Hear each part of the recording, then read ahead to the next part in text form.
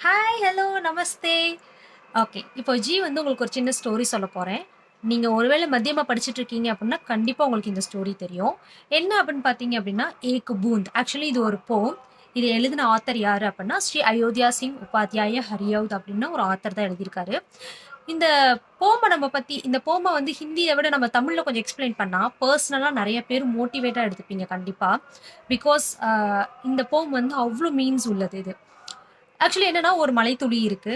மழைத்துளி ஆகாசத்துல இருந்து கீழ வருது. கீழ வரும்போது அது நெறைய இடத்துல யோசிக்குது.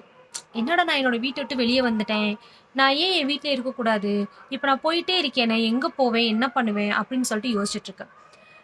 ஃபர்ஸ்ட் என்ன யோசிக்குது அப்படின்னா, "நான் வந்து ஒரு மண்ணுல போய் விழுந்து ஒரு மாதிரி மண்ணோட மண்ணா மாறிருவேனா?" அப்படின்னு யோசிக்குது.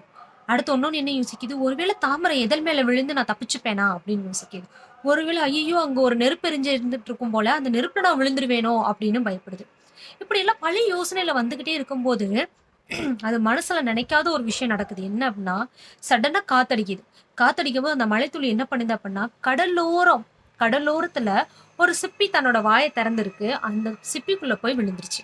அப்ப சிப்பிக்குள்ள போன மழைத்துளி என்னவா மாறும்? எஸ். பியர்லா மாறும். முத்தா மாறும்.